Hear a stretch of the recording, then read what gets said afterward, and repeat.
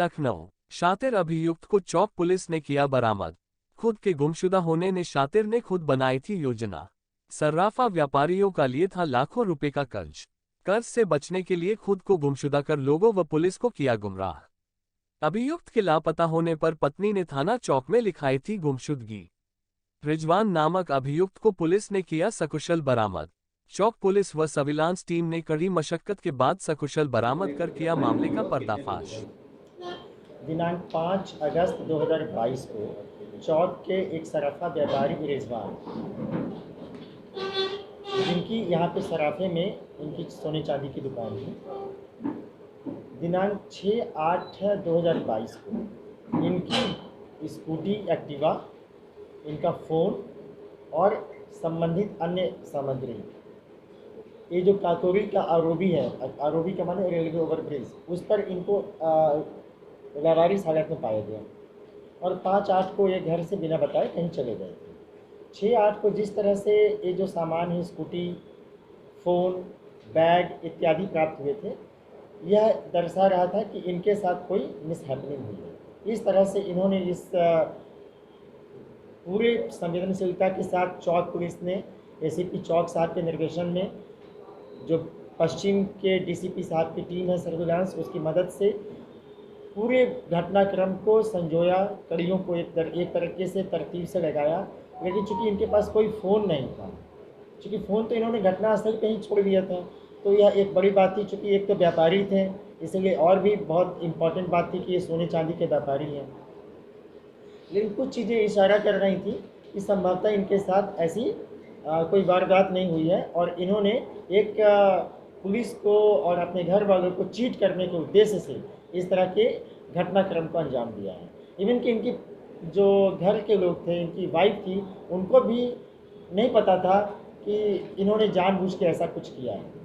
तो क्या वजह थी? और वजह ये थी कि चूँकि सराफा में इनके ऊपर काफ़ी लोगों का लाखों रुपया बकाया हुआ और ये पैसे की अदायगी नहीं कर पा रहे थे और जो तगादा हो रहा था, तो अब इनको ये लगा कि हम पैसे तो वापस कर नहीं पाएंगे। इन्होंने पैसे जो है वो अनियोजित ढंग से ऐसी जगह लगा दिए ताकि उन पैसों का इनके पास रिटर्न नहीं आ पाया और एक बैंकरप्ट होने की स्थिति में थी। इसीलिए उन्होंने इस घटना को अंजाम दिया। एप्लीकेशन दी गई है, उसकी जाँच हो रही है। क्या कार्रवाई है? देखिए, पहले तो एक मुकदमा, चूँकि इनके गुमशुदगी का मुकदमा था 364 का, वो तो कायम कराया गया था। जैसे ही चूँकि हम कार्रवाई तभी कर पाते हैं जब हम कोई विधिक फ्रेम में आ पाते हैं, तो हम लोगों ने उस कार्रवाई, चूँकि हमें तो इनकी रिकवरी चाहिए थी, सबसे पहले यह सुनिश्चित करना था कि यह सकुशल हों और मानसिक रूप से जो ये परेशान थे, हम लोगों ने फिर इनको इस तरह से सुसज्जित किया गया था कि इनको ये एहसास ना हो कि पुलिस लेके आएगी तो फिर इनके ऊपर कोई और ऐसे एक्शन होगा। जो एक्शन होगा वो तो विधिक कार्रवाई में होगा, लेकिन बात यह है कि सबसे पहले वो व्यक्ति जिसने कि इस तरह की घटना को अंजाम देने के लिए ऐसा नाटकीय घटनाक्रम की रचना की है, वो किसी मानसिक भावावेश में कुछ और भी कर सकता था। सर, लगभग कितना कर्ज था इसके ऊपर? देखिए, तो अभी कई व्यापारियों की इसमें शिकायतें आई हैं, but it is not less than 50 lakhs। Application के दबाव के चक्कर में तो पुलिस द्वारा ऐसा कोई दबाव बना नहीं, एप्लीकेशन का दबाव नहीं था। एप्लीकेशन तो पहले नहीं आई थी। ये जब इन्होंने अपने स्कूटी को, बैग को, फ़ोन को वहाँ पे छोड़ के काकोरी के पास चले गए थे, उसके बाद जब मुकदमा गुमशुदगी का इनके परिजनों की ओर से कायम हुआ, तत्पश्चात इनके विरुद्ध कुछ शिकायतें प्राप्त हुई थी। कोई मुकदमे किसी एप्लीकेशन के दबाव में नहीं गए थे। जिनका पैसा बाकी होगा वो मांगते होंगे इनके पास, और जायज़ भी है मांगना, लेकिन इनको ऐसा नहीं करना चाहिए था और इसकी वजह से इनका परिवार काफ़ी परेशान हालत में था।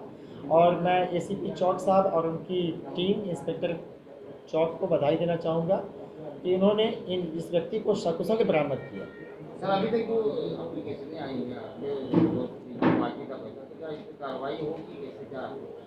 देखिए, जिसका पैसा बाकी होगा और जो यदि वो अपनी एप्लीकेशन दिए हैं, सबसे पहले तो सुनिश्चित किया जाएगा कि वो वाकई में एप्लीकेशन वो जस्टिफाइड है कि नहीं है, ठीक है ना। और यदि है भी तो कुछ ना कुछ तो अकाउंट मेंटेन किया होगा उन्होंने, वो अकाउंट मेंटेन कर इसकी जांच की जाएगी और सक्षम स्तर से जांच की जाएगी और यह इन दोनों के बीच का प्रकरण है। यदि जो भी ऐसा आएगा वो विधि के दायरे में निश्चित तौर पे समुचित कार्रवाई की जाए। तो सर अभी क्या ऐसा कुछ उनको परिवार वालों को सौंपा जाएगा तो क्या है? देखिए ये सारी प्रक्रियाएं चूँकि अभी हम जो भी मुकदमे के बाद विवेचना करते हैं वो कोर्ट के अधीन करते हैं, माननीय को अभी तो इनको कोर्ट के समक्ष प्रस्तुत किया जाएगा, ठीक है।